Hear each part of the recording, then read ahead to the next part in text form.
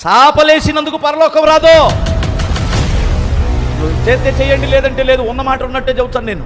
కుర్చీలేసినందుకు పరలోకం రాదమ్మా. తగిన ప్రతిఫలం నీకు నీ పిల్లలకి ఇస్తాడు దేవుడు. దీని విషయంలో పరలోకం రావాలంటే నీ భక్తిని కాపాడుకో, నీ నీతిని కాపాడుకో, నీ పరిశుద్ధతను కాపాడుకో. నువ్వు చేసిందల్లా ఏదో పనులన్నీ చేసి ఇక్కడికి వచ్చి కుర్చీలేస్తే, ఏదో పనులను చేసి పరిచర్య చేస్తే పరలోకం ఇచ్చేస్తే పరలోకం అందరూ దరిద్రులు ఉండరు. అర్థమవుతుందా? సెకండరీ నీ పరిచర్య, ఫస్ట్ నీ భక్తి, ఫస్ట్ నీ భక్తి. నేను వాక్యం ఎవడని చెప్తాడో, వాక్యం చెప్పిన వాళ్ళందరూ భక్తులు అనుకుంటున్నారా? నీకు అర్థం? వాక్యం చెప్పిన వాళ్ళ భక్తుడు కాదు. ఇతర భార్యలోడు చెబుతున్నాడు వాక్యం, వ్యభిచరించాడు వాక్యం చెబుతున్నాడు, లంచాలు తీసుకునేవాడు వాక్యం చెబుతున్నాడు. నాకంటే బాగా నేనేం చెప్పగలను వారి ముందు? వారికి ఉన్న థియాలజీ నాకెక్కడే.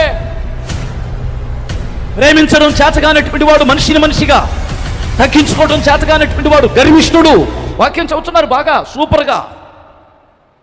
వాక్యం చెప్పినందుకు నేను పరలోకానికి వెళ్ళను, నాకు ఆ సంగతి తెలుసు. నా ప్రభు నాకు ఇచ్చిన భక్తిని కాపాడుకొనుట వలన నేను కాపాడబడతాను. హల్లెలూయా. మనం ఎందుకు కాపాడబడతాం? భక్తి, భయభక్తులు కాపాడుకోవాలి కదా.